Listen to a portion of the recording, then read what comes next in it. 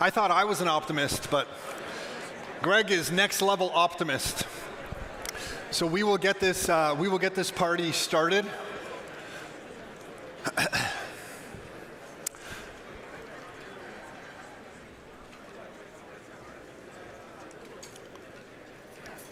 I just want everyone to know that sometimes when we present this information, I'm always in the back of my mind a little concerned that it might come off that we see things in a negative light. That is, I believe the world is our oyster. We can create whatever future we want. I truly believe that. So when we share this information, I just want you to know this isn't us being negative in any capacity. For myself and for our families, I would like to know this information so that I could prepare accordingly. I really believe the future is bright and we can live in any way we want. I just strongly believe that. I saw my own family go through a lot of stuff in Croatia in the 1990s when it was a flat-out war, and our family was living there. My aunt at one point had to turn off her lights to her car and the army wouldn't let her buy a checkpoint. She had to turn off her lights at the dark so she wouldn't get bombed, so she could go drive and check on our grandparents. So we've just seen a lot of stuff, and everything works out. Sometimes the road's bumpy, but it works out. So when we share this stuff, just please know, if it's the first time you're hearing this, we are eternal optimists, okay? I just like to be real. I'm not as optimistic as Greg Foss, but who can be? You know what I mean? Who's going to be as optimistic as him? But so yeah, we will get this party going. So when we've done this in the past, our theme has been volatility, and that's the theme for this decade. We should expect volatility. And the last time we talked about the Matrix. And if you're not familiar with the Matrix, there's lots of bullets flying at you, and you're trying to dodge the bullets. And right now, there's a lot of bullets flying at all our ways. And we have a new theme. And somebody told me, Tom, your themes are very serious. So I said, okay, I have a brand new theme for this one. And today's theme is Celebrity Family Feud. Does everybody know Family Feud? That is the theme of this economic update. And our contestants on your left are Janet Yellen, head of the Treasury in the US. And our contestant on the right is Jerome Powell, head of the Federal Reserve, the most powerful central bank in the world. And they're going to play Family Feud. They have to guess survey answers. People are surveyed, they give answers. And if they get anything wrong, you get a big fat and the bad news is for all of us, if they get anything wrong, we all get the X, right? So that's why we have to pay attention to these guys, and that's going to be our theme. To understand what's going on, we feel like we need to know the past, the present, and the future. And the reason that we need to know the past is the past gives us context. Without understanding the past, you really can't understand all the numbers that we're seeing today in the economy. So the past is this. What does our current money system look like? It comes from the past, and it directly comes from this era. This is Twitter in 1945. That's social media. Can you imagine updating things on a chalkboard? That's the updates. And our current system comes from 1945, the end of World War II. And this is a really important part of our economic history because at that moment in time, the US was left with the role as the global police force and global economic leadership. And this came with very unsustainable costs for America. The US made a deal with the world post-World War II that in exchange for using the US dollar as the global reserve currency, the US would maintain a trade deficit. And what that meant is the US promised to buy stuff from other countries. That was the deal. And it was a program of economic uplift for these other countries. It enabled countries to earn US dollars that they could use then to trade and buy stuff back from the US. And after World War II, every country was broke. So this was a very attractive solution. Everybody was on board. Yeah, you promised to buy stuff from us, we're broke. If you promise to buy our stuff, let's use the US dollar as the reserve currency. The US had 3/4 of the world's gold, it had a vast arsenal, and it had a lot of industry, but it had no one to trade with. So it worked for the US too. Because they're like, well, we have no one to sell our stuff to, so that works for us too, we'll do it. This arrangement allowed countries to run huge trade surpluses with the US, and they accumulated dollars. So countries all over the world started accumulating US dollars. There's a big problem with this. The problem is, over time, it's decimated the American productive economy, especially manufacturing. Because all these other countries started producing stuff, America was producing less stuff. It generated massive surpluses in US dollars in these other countries. This was actually a problem. All these dollars were leaving America and going into the banks, the foreign reserves of these other countries. This became a problem.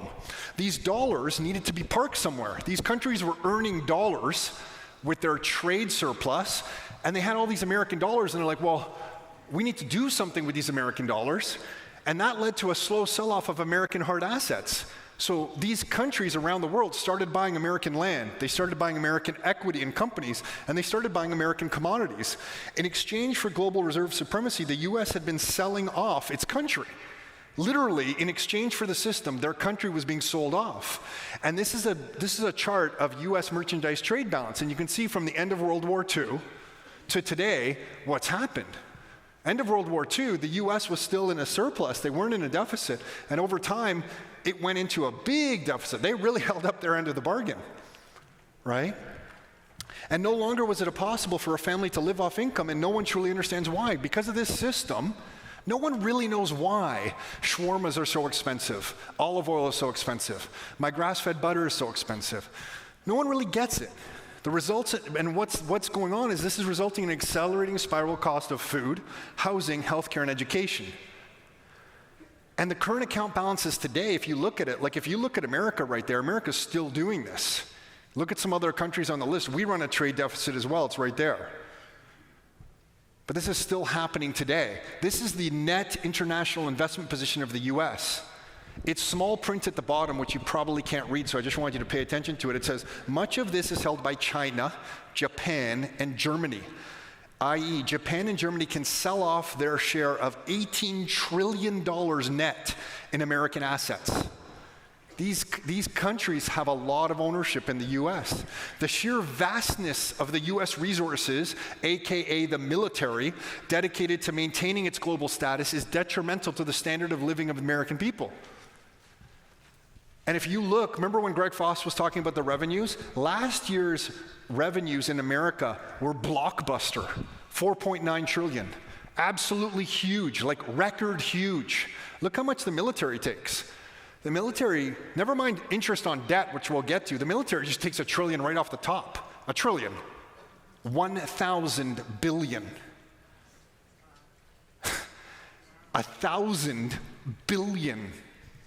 It's right off the top to make this whole thing work, right? Because they got to police the world and make sure they got to enforce that they're the reserve currency. Most people haven't connected the dots of all this stuff, and it's far from mainstream or consensus, but it's unsurprising. Historically, if anyone's a history nerd around economics, you're going to find that the rise and fall of any empire, like the Romans that were living in Rome didn't understand why Rome was failing. So it has little to do with the public's understanding of the causes. Like, it doesn't surprise me that the vast majority of Canadians don't know our situation. That's quite normal. The US dollar reserve system is resulting in economic trade-offs, and it's reached the end of its logic. And you can see it almost really ended a long time ago. Can you see the point I'm talking about right here? Because in the early 1970s, what happened was that there were so many American dollars in other countries' hands, back then you could actually ask America for the gold that the US dollar had behind it. And so some countries started saying, hey, you know what, we have all these American dollars, thank you for buying all our shit. Can we now give you some of our American dollars? Give us some of that gold you have. And America started doing it. Yeah, that's the deal. Here's the gold, here's the gold, here's the gold, here's the gold. Guess what happened in 1971? They realized, oh my God, we're going to run out of gold. And then they did the most brilliant thing. Like literally the most brilliant thing that you could ever imagine. After the closure of the gold window, when they said, no, we're temporarily, which still exists today, not going to exchange dollars for gold, they sold the world the idea that US debt would be as good as gold. They monetized US debt, and US debt replaced gold as the global reserve asset. Can you imagine you came to me and I said, Tom, you know that gold you owe me? Here's the paper for it, give me the gold. And then I was like, oh my God, I'm a bit short. And then I said to you, you know what, the next time you come to me for some of my gold, I'm not gonna give it to you, I'm gonna give you some of my credit card debt. That's what they did. And the world had nowhere else to put their dollars. Like, okay, I guess we'll buy some of the debt. You'll pay me with interest on that debt? Yeah. Pay you a bit of interest for buying some of my debt. Like, it's a miracle. And that was the Nixon petrodollar system. This has put the US in a position where it generates more and more debt to prop up the liquidity of the entire system. This is very important for all of us to understand. They need more debt. Debt is the reserve asset. Other countries buy the debt.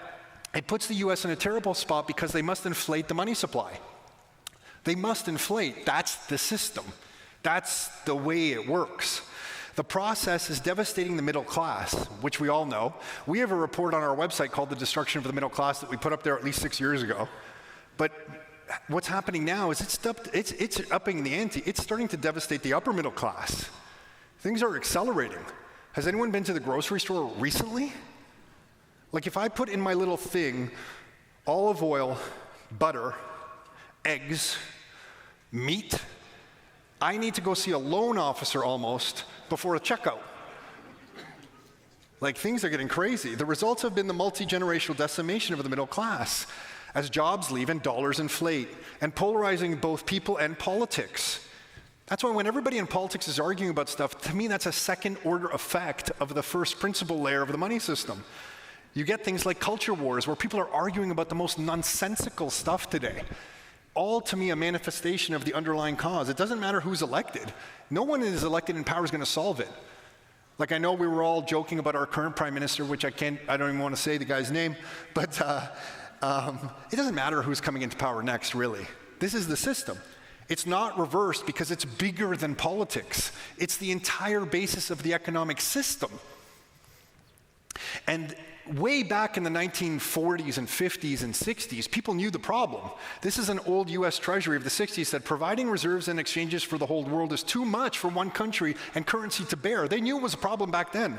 Robert Triffin, in 1959, testified before Congress. He did it multiple times, and he warned of serious flaws in the system. It's like this system where we have to give US dollars and buy stuff from other people, and we have to keep doing this. It doesn't work. We can't bear that. And he came out with this really big thing called Triffin's Dilemma. And he said, there is a fundamental problem with our money system. And here is the problem. I know there's a lot of text here, and I apologize, but this is a crux of something we need to understand. The problem of the whole system that we all operate in today here in Canada and globally is this. If the United States, on the left-hand side, stopped running balance of payment deficits, the international community would lose its largest source of additional reserves. The resulting shortage of liquidity could pull the world economy into a contractionary spiral leading to instability. So the US needs to produce more debt by running more deficits. It needs to do this because the rest of the world needs them to do that because it's buying their debt. On the right-hand side, if UF deficits continue, well, then a steady stream of dollars will continue to fuel economic growth, which is, yeah, that's what the system needs.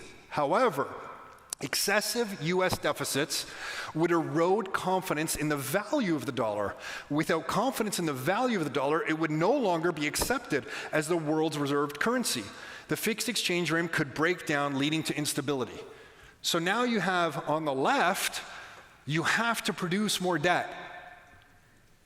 And on the right, you can't let the debt get too high, otherwise people will lose value in the dollar. Janet Yellen, who is the head of the Treasury in the US, is responsible for producing more debt. That's her whole game. That's the whole game. The person on the right is responsible for not letting the dollar lose value. Do you see the problem that we're at? You can't have both things. You can't have both things. And this is why it's the family feud. There's internal fighting happening. So when Greg shows these charts about debt increasing, you better believe that that's coming our way because it has to. It's not like some politician can get voted into power and say, well, we're not going to do any more debt. Well, no. US debt is the bedrock reserve asset of the entire system. You need more debt. That's how it works. Triffin went on to say this. He said, the creation of new reserve units, he proposed a solution, the creation of new reserve units. These units would not depend on gold or currencies, but would add to the world's liquidity. He was talking about a third thing being the world reserve currency. Like forget the US dollar and forget US debt. We got to separate it. The St. Louis Fed, which is the bank of the Federal Reserve in the US, put this out. The Triffin dilemma refers to the double-edged sword of possessing a currency that serves as the world's reserve currency. So even they know it's a problem. If a private cryptocurrency were to replace a given world reserve currency, this would eliminate the dilemma for that currency.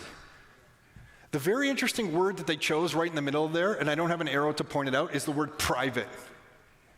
So the federal bank knows this is a problem. They published that back in 2018.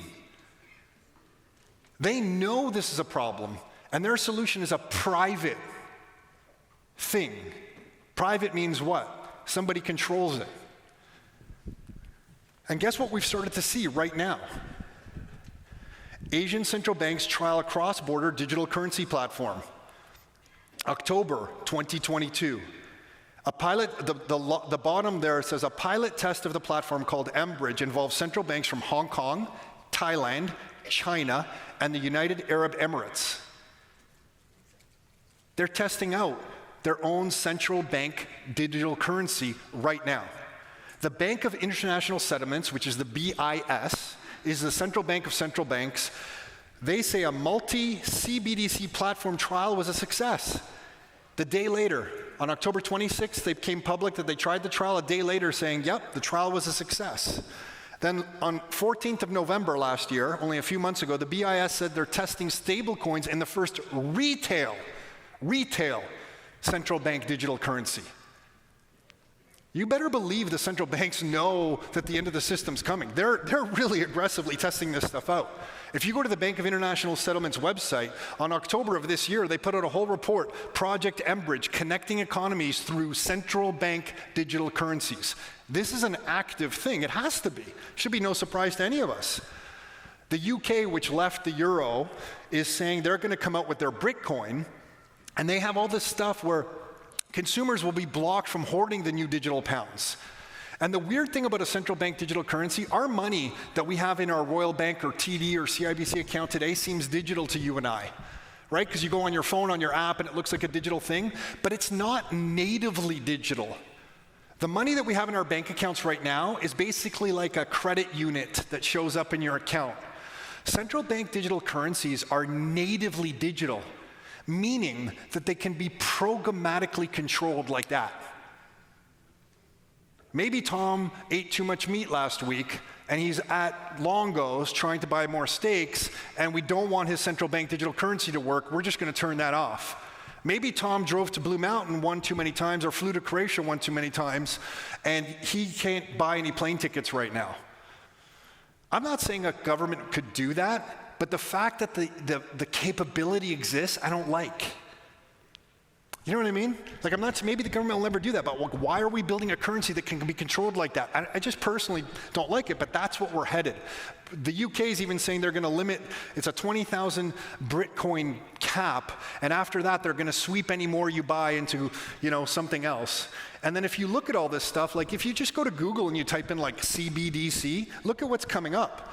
CBDCs could revolutionize global finance. The UK Bitcoin community, Saudi central banks still researching CBDC, but no decision on deployment. Everyone's at least talking about it. All these countries.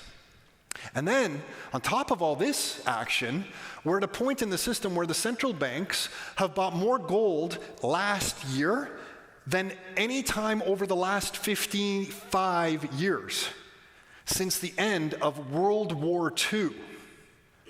Why are central banks buying more gold in 1 year than at any time since 1967? You decide. They know the gig's up. The financial, it's coming to an end. It's coming to its logical conclusion. And there's a horrible war going out in the Ukraine. And I'm not here to comment about the war in the Ukraine, but Vladimir Putin gave a speech in June, kind of like a State of the Union speech.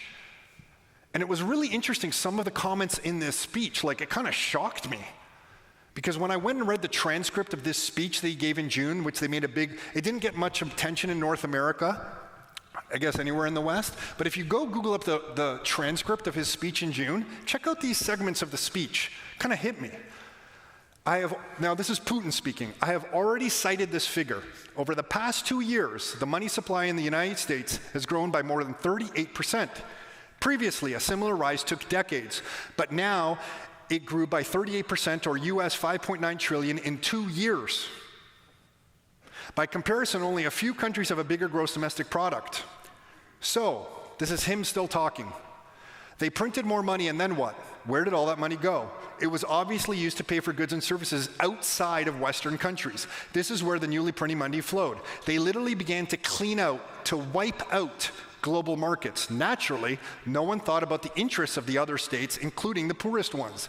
They were left with scraps, as they say, and even that at exorbitant prices. Last piece. While at the end of 2019, imports of goods to the United States amounted to $250 billion a month, by now, it has grown to $350 billion a month. It is noteworthy that the growth was 40%. Exactly in proportion to the unsecured money supply printed in recent years.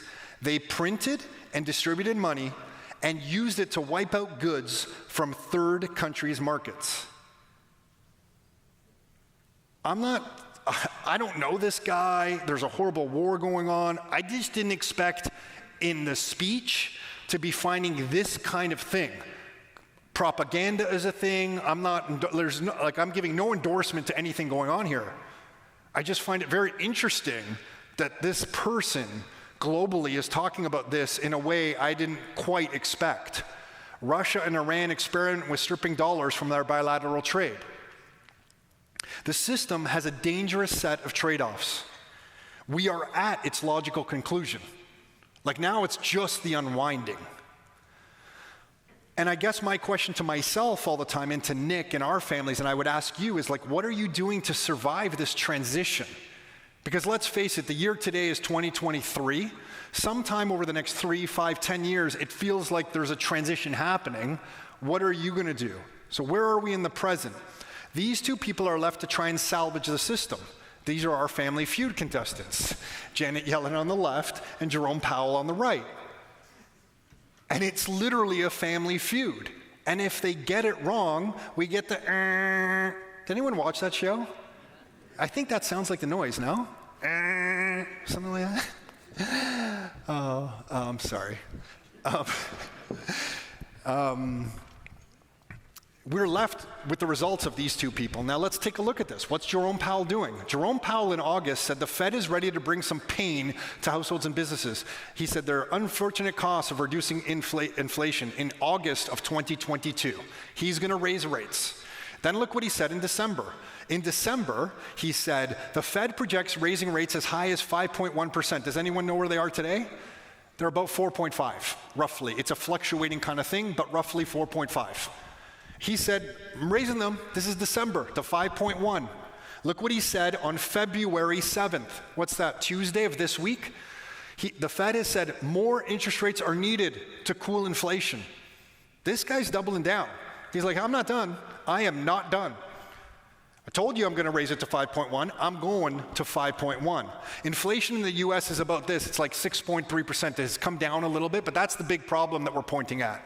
And then that's where rates are right now. And if you look in the top left-hand corner, that's where the Fed fund rate, it fluctuates. It's not quite 4.5, like it'll fluctuate, but it's 4.33. It's talked about as 4.5, but that's roughly where that rate is. And he's like, I'm taking it to 5.1. Told you I was going to do it. I'm still telling you I'm going to do it.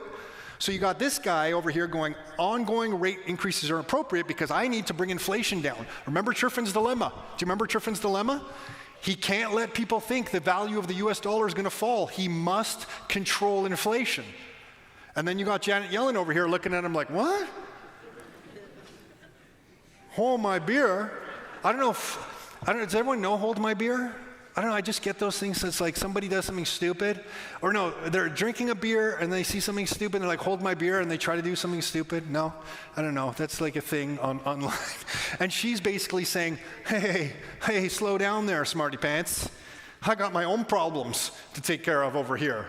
And if you look at what she's looking at, what's she looking at? Well, Janet Yellen is looking at this. The US consumer is starting to freak out.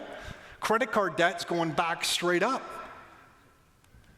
Holiday sales fall short of expectations, set the stage for a tougher 2023 for retailers. Has anyone heard about this egg problem?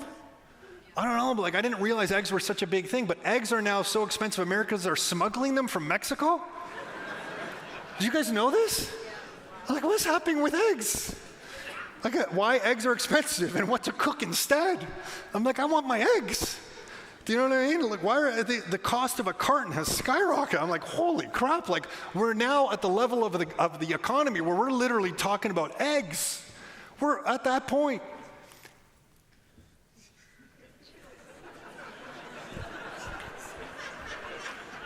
Sell your rental properties. Sell the rental properties. There's another opportunity. We got to rent these chickens. Everybody's got to rent some chickens, get some chickens, then rent out your chickens, and then people can get their eggs. That's where we're headed. When I was talking to Greg Foster, where we headed in 5 years, in my mind, I didn't know we'd be renting out chickens. But that's the state of the world that we're in right now. So the Americans are falling behind on car payments at a higher rate than in 2009. Historic crash for memory chips. Remember when you couldn't get a memory chip? Trucks, you couldn't get cars, you couldn't get trucks. It was all a delay for everything. Well, the inventory of memory chips is going up through the roof. So Janet Yellen, who is in charge of making sure there's not a financial crisis, she needs the economy to go, right? She needs to issue more debt. She needs buyers for this debt. She's looking at all this data. Look at this. Greg Foss was talking about credit.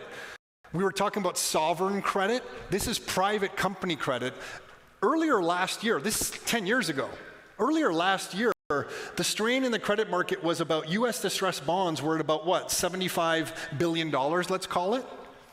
We're just now, this chart goes to about December, it's at like 250.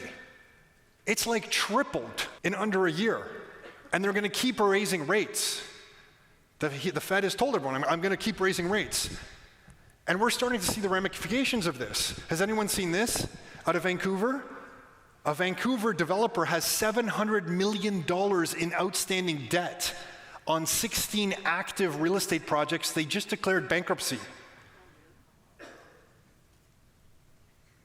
When this stuff starts hitting the fan, it's going to get interesting the next few months. That was this week, February 8th. I think that was Wednesday. So this guy over here is like inflation down. And this person over here is like, what? You can't raise rates. I got to stop a financial crisis from happening. They're in the same family with two different agendas. The Fed's conundrum is this. They have never cut rates when inflation is this high. If you look back to 2007, it says, interestingly, the only time the past 25 years that the Fed has cut rates with year-over-year inflation above 3.5% was in 2007, when the US banking system and housing market problems drove the Fed cuts, right there where I'm pointing. Well, inflation is still pretty high over here. And everybody's thinking he's going to be cutting rates, and he's like, well, inflation's pretty high, I'm not cutting rates. I am not cutting rates. And the last time they cut rates back in 2007 with inflation that high, oil and gold skyrocketed. Both almost doubled in 6 months. With inflation as high as it still is, do you think they want oil and gold skyrocketing higher in the next 6 months if they start cutting rates? I don't think so. And that's why we have the celebrity family feud. One mistake by one of these people is going to be ugly.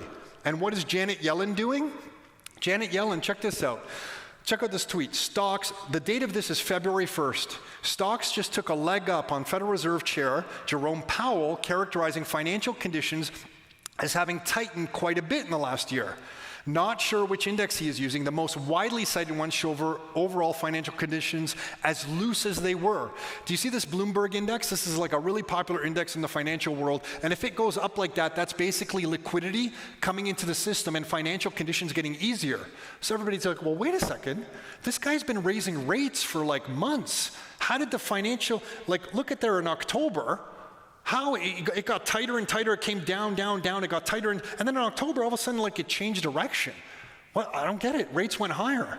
Well, you know what happened?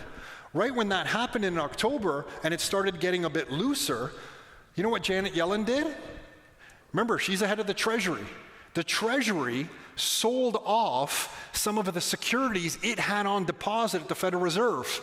She raised about $400 billion.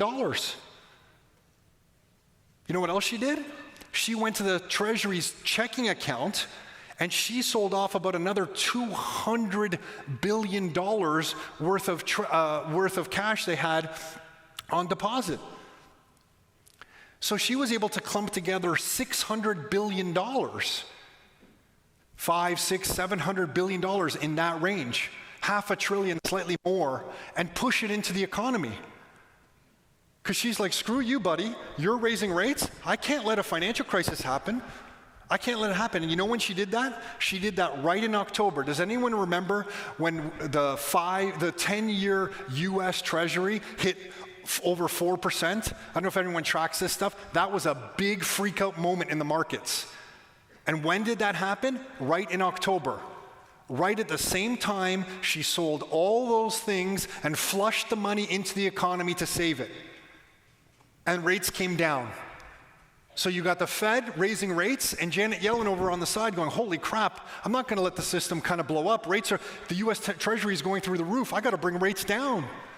She flushed money in.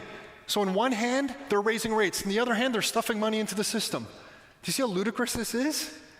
The stock market, right about October, if you look at it, didn't that catch everybody by surprise a little bit? Stock market kind of roared back up since October.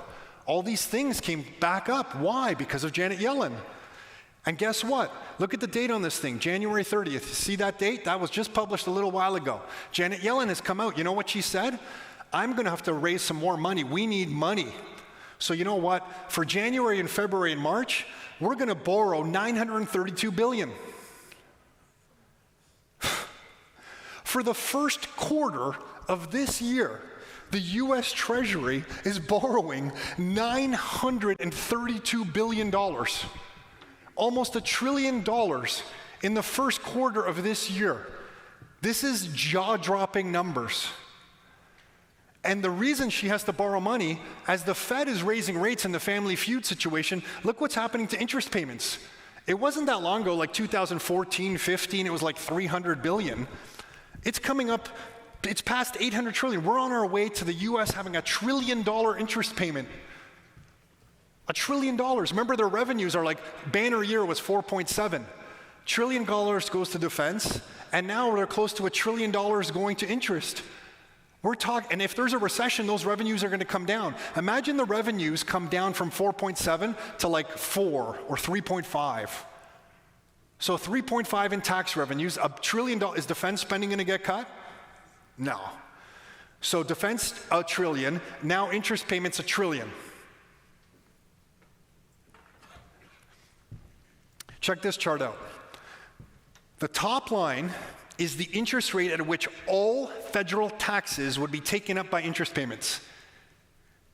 Do you see where it is? It's roughly at about 10%. If rates went up to about 10% today, every single dollar of tax revenue the US government has would go to interest. That's why when people tell me, hey, rates are probably going to go higher, they're going to go to like 12%. I'm like, no, impossible. Can't go. Because then every dollar is going to interest. And you know what? That line went up to 10%. It was actually lower, 8%, but with the COVID GDP boost of inflation, it actually made it come up. But now, if the economy goes into recession, that number is going to come down. And with more debt into the system, the bottom line, the effective interest rate on the total federal debt, if the Federal Reserve keeps pushing it up, they're meeting not at 10%, we might be at 9, 8, 7%. Like, this stuff is getting like alarm bell level crazy. And these two have to figure it out. I would not want to be in either of their shoes. One of them is likely making the biggest monetary policy mistake of our generation and likely our lifetimes. And I really don't hold it against them because we're in Triffin's dilemma. This is it. This is the system. And look at the stuff that Jerome Powell is looking at. Like, why does he keep raising rates? Because he looks at data like the Phillips curve that talks about employment, and employment is too high, you got to raise rates, the economy's on fire, and the employment keeps coming in pretty high. Unemployment is pretty low in the US, so he's like, I got to keep raising rates, right? There's the total amount of job openings. But it's really weird, if you look at the total amount of job openings and you look at the labor force participation rate, something's weird. It's like there's all these job openings, but like the labor force participation rate's like super low. Like nobody's going into these jobs. And there's some great economic analyst, one of my favorites for this kind of data is Luke Groman, and he picks it apart. And he's like, if you actually look at the amount of people in the labor force with disabilities since 2021, it's several million people who are no longer in the labor force because of disabilities. And if you look at the whole population, it's multiple millions of people that are no longer in the labor force. And he netted it out. And he's like, when you net it out, it's not 11 million people who are looking for jobs. When you net that out, there's not like 11 million new jobs. So this job number isn't like a sign of the economy booming. When you net it out for people who are no longer participating in the labor force for one reason or another, it's only about 4 million new jobs. So the economic data that he's looking at could be slightly skewed. And I know you might be thinking, well, I'm sure they got that figured out. I used to think that 10 years ago or 15 years ago about these central bankers. I'm not so convinced anymore. If the economy is nowhere as strong as the Fed thinks it is already, so yeah, is the economy nowhere as strong as the Fed thinks it is? At a time when they should be cutting and beginning stimulating, are they going to raise rates and crash it hard? Like, is this guy going to raise rates in the US and just crash this economy hard? This family feud is real. They're clearly not on the same page. The Fed is fighting inflation. The Treasury is fighting a lack of dollar liquidity. And we are left to deal with this volatility. And I think that's what we can expect over the next 10 years. 2010 to 2020 was the era of grind up. Everything just grind up. Now I feel like it's going to be like up, down, up, down, up, down. We are going to have to live through an era of volatility. And what's Jerome Powell's next move? Well, remember, inflation is like still super high. Inflation's still super high. Can he change the game to his advantage? Has anyone seen these headlines? They're changing how CPI is calculated. So that got me thinking, I'm like, oh my gosh, if you actually go, so this just came out in January 2023, they're changing how inflation's calculated. And if you go to the US Bureau of Labor Statistics, they're actually telling you right there, we are changing how inflation is going to be calculated. And they kind of have like a disgusting line on here. I thought it was kind of disgusting because they're going to change this on Valentine's Day. But look how they wrote it. I'm going to read this out because I know it's small. Every year on February 14th, there is a celebration of love. Remember, they're talking about inflation, okay? This February, the Bureau of Labor Statistics will celebrate an improvement in the CPI, which we hope you will love. Like, what? Who's writing? Like, what are you guys doing? Are you smoking crack over there? Like, what is happening? But anyway, if you dig into it, I'm not going to read you it all. They're changing everything. They're changing it all. How CPI is going to be calculated, totally changing it. This got me thinking, inflation's still pretty high. I wonder if after they change this, are we magically going to see inflation come ramping down really hard? The price of eggs still crazy. We're going to have to rent the chickens to get the eggs. But now Jerome Powell would have cover to say, problem solved, pat myself on the back, I can cut rates. Interesting, no? I have no idea what's going to happen, obviously, but I'm really fascinated by that. Very interesting timing for them to change the way inflation is calculated. So is inflation about to get lower fast? Does this give the cover to stop raising rates? And even Larry Summers, the ex-head of the Treasury, is basically telling the Fed, hey, look, I was the one saying raise rates, but now you guys got to stop. You got to stop raising rates. So the present is very volatile. It's very volatile. I mean, I'm not even joking, like it's volatile. And what does the future look like? Now, this is an interesting article where the world is not ready for the long grind. And they break it out. I have a chart to show you this, but they did something really interesting in this article. They talked about how much stimulus is required to get out of every recession that has happened over the last few decades. And if you chart this out, it gets really interesting. Because in 1990, about 1% of the combined recession stimulus in the US, the EU, Japan, and the UK as a percentage of the GDP, so 1% of the GDP was the stimulus amount required to stimulate the economy out of a recession. Not so bad. Then in 2001, it tripled. Tech crash, long-term capital management that we were talking with Greg, NASDAQ, bubble, whole bit. And they're like, oh, well, we need more, 3%. Then, great financial crisis, went up 4 times. Then the pandemic hit, and it went up 3 times. So my question to you is, at the next, imagine the Fed keeps raising rates, triggers a recession, hard one, some big defaults around the world, and they need to stimulate the economy. What is 3 times 35?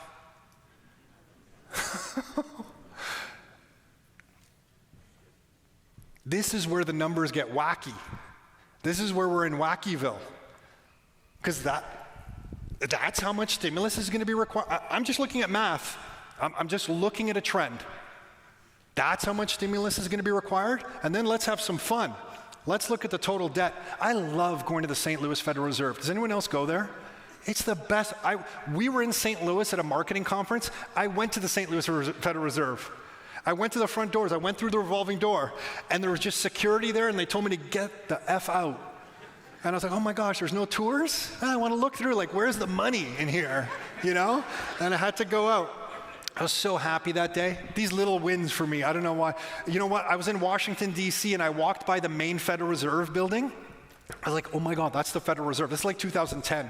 I'm like, Nick, I'm going in. And he goes, Tom, I don't think you can just walk in. I'm like, I don't know, let's try it. So I start going to the front door. It's a beautiful manicured lawn with a long sidewalk. I get about halfway to the lawn, right out of the corner of the building, armed security comes jogging over to me.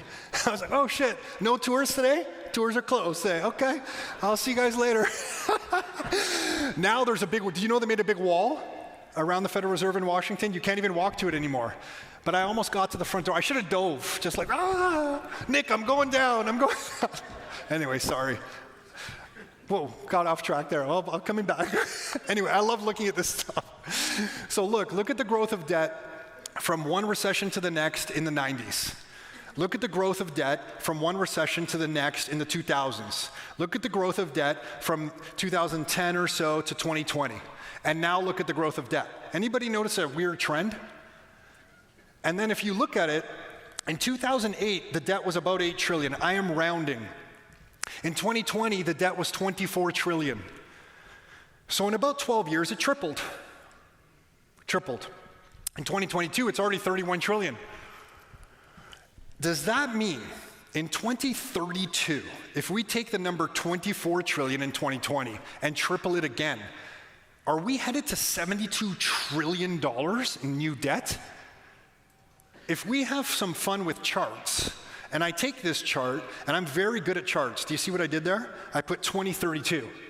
And then I extrapolated the y-axis. Do you see what I did there? And I came up with 72 trillion. Does that mean at 2032, if those are going to intersect, this chart is going to look like this? And at the current rate of debt growth, it doesn't even seem to get there. Does that mean the debt is going to have to grow at this pace? Even if I'm wrong and it doesn't get to 72 trillion, does this mean it's going to 50, 60? And my question to my family, Nick's family, your families, is what do you want to own when this chart looks like this? What is the value? Remember how Greg said something really interesting? He said that the real estate that we all own hasn't changed in price. And he's absolutely right. It hasn't changed in value, sorry. The only thing that's changed is the value of the dollars. How many dollars is it going to take to buy a house in Hamilton, Ontario, when this chart looks like this? And if you look at Toronto MLS, real estate prices in Toronto, look how these lines look. Does it remind you of something? Where's real estate going to go? And in the media and on social media, everybody will be arguing how real estate prices must come down, how, it's not fair, and it isn't fair. But they're going to be arguing about the symptoms of a system that must create this. Does that make sense? Everyone's going to be arguing about like the second order effect and not the real problem, which is the money.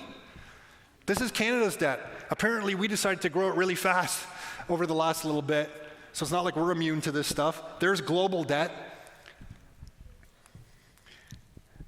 And I guess my question is, in this world, what do you want to own? The higher the global debt is, the bigger the stimulus must be. With current debt levels, if there's not enough stimulus, the result is a sovereign debt crisis. The unthinkable is now true. The risk-free asset that the US sold to the whole world as the global reserve asset, US treasuries, so the asset that is underpinning the entire financial system, US treasuries, now has risk. It either has credit risk, meaning is the US going to default on payments of these things with some big financial crisis? Or it has duration risk. Are they going to print money and so much of it to make these payments that the dollars are going to become worthless? This is supposed to be a risk-free asset. A risk-free asset that now has risk is likely to induce volatility across all assets, including things we're not used to seeing risk in: currencies, G7 sovereign debt, interest rates, everything. Everyone has been focused on the Fed and interest rates. No one expected Janet Yellen in the US Treasury to be putting stimulus. It's kind of like somebody over here raising rates and through the back door somebody shoveling money into the system. And now she's going to borrow $984 billion, almost $1 trillion in Q1 of this year. And she's doing it out of fear that the market dysfunction of the base of the entire system. If she doesn't provide that debt into the system, there's no liquidity. You need liquidity. You need new cash in the system to buy the debt. More debt must come in. You need more dollars. So they're stuck in this Triffin's dilemma. This is it. This is it. We're here. We are at the family feud. One wrong mistake, we all get hit.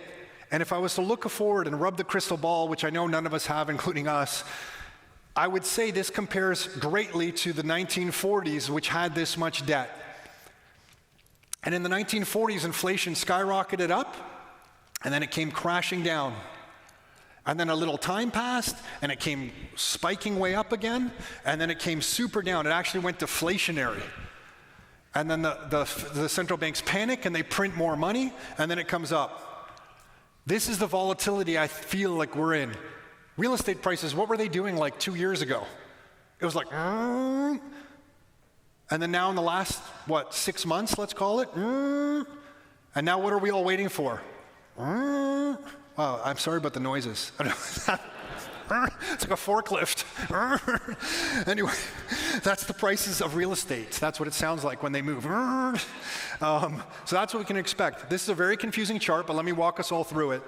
If you look at the little bars, the gray bars that are going vertical there, that is, let me read the top, actually, that's the best. 100% of the time when the ISM is at current levels, the Fed is paused and then cut. The ISM, at the last economic update, if you weren't here, we talked about this as an economic index of manufacturing and economic activity in the United States. And every time it hits the level it's at now, the Federal Reserve pauses rate increases and then cuts. But we're at a place now where the Fed is saying, I'm raising rates. So it's like, holy smokes, the economy is contracting, we're getting the data, and the Fed is saying, I'm gonna raise.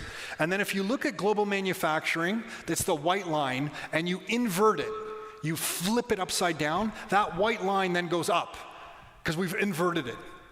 So the manufacturing economic data is actually coming down, but in this chart, we inverted it. And if you map that against central bank liquidity kind of maps at that really nicely, and central bank liquidity is down here.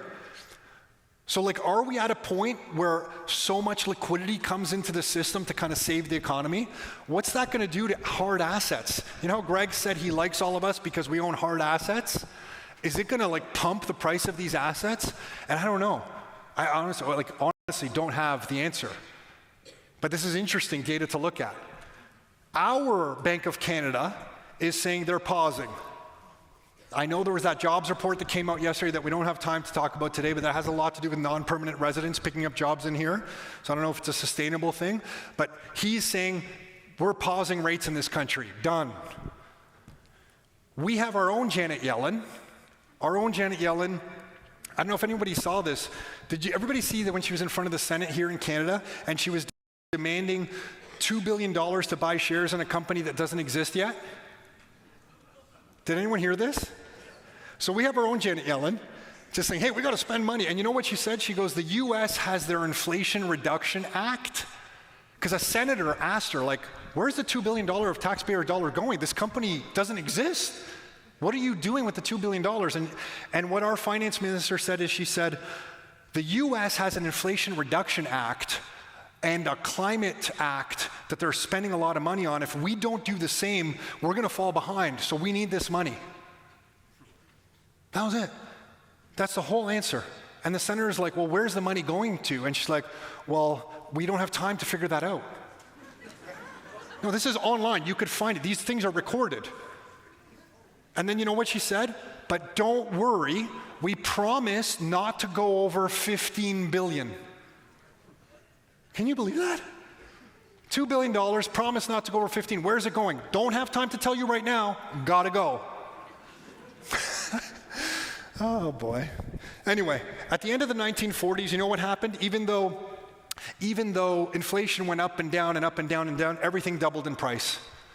And that's where I feel like we're going to be now. Everybody's going to be freaked out about real estate prices and all that, and no one's going to know what to make sense of it. And in my heart, I'm just going to say, buy hard assets and hold on for dear life. Buy them and hold on. Just, you want hard assets. Because at the end of this decade, I would imagine something similar is going to be. And Luke Groman, absolutely one of my favorite analysts. There's a bunch of them. Lynn Alden's great. There's a bunch of good ones out there. Check out this tweet from like 2 days ago. He said the post-1971 structure of the US dollar reserve, the global reserve currency, was essentially we'll offshore our manufacturing base, import goods, and export US dollars and US treasuries. Exactly what we've discussed, right? He said the post-2022 structure of the US dollar global reserve currency is this. We'll make more stuff ourselves, and the world will shift from settling in US treasuries to settling in goods like oil and gold. And look at all the announcements over the last 2 years in the US of manufacturing investments right in the United States, semiconductor factories, electric vehicle factories, and battery plants. When's the last time you've seen this many announcements of manufacturing in the US? Even Windsor, Ontario, we're getting a big electrical plant, a battery facility in Windsor, Ontario. The system's changing. This was all supposed to be offshored. That was part of the deal. This is all coming back. The system is changing right now. The question is not when will the structure of the US dollar reserve status change? It is changing now. One must have eyes to see it. This is really a good idea for the US. It's not good for bonds. That's why Greg Foss keeps warning us, right? But 40-year, one-way trends rarely end with just one down year. So he's saying, hey man, the system's done. It's done. It's changing before your eyes right now. And that's why eggs are so expensive and nobody really knows why. So my question to you would be, we can all embrace what's actually going on, or we can remain in blissful ignorance. And sometimes I wish maybe we should just take the blue pill. Forget it. I don't even want to know what's going on, because once you know what's going on, you're like, holy shit. But that's where we're at. And if you go home today and you talk to a friend or a neighbor or a relative or a brother-in-law, you can say, you know what, I listened to this economic update thing, and what I got from it was Twitter used to be a chalkboard. There's some dilemma called Triffin's dilemma, and there's a family feud going on right now in the US, and there's a whole bunch of CBDCs. And that's basically, if I was to sum it up, chalkboard, Triffin's dilemma, family feud, and geez, what are these CBDC things? I'm not sure I like them, right? And here's how we're playing this. We have bucket number one in our lives for our family, my family, and Nick's family, and our business. We have bucket number one, we have cash for emergencies and deflation opportunities. Liquid cash, however you want to keep it. Access to credit lines, money in your checking account, money in your operating account of your business, whatever, some percentage of cash. Bucket number 2 is hard, sound money. I still have some gold. I did sell off half my gold. I'm a big Bitcoin guy. It's my thing. So gold or Bitcoin, whatever your thing is, we're not here to tell you. It's just like, hey, here's some ideas. Think about it.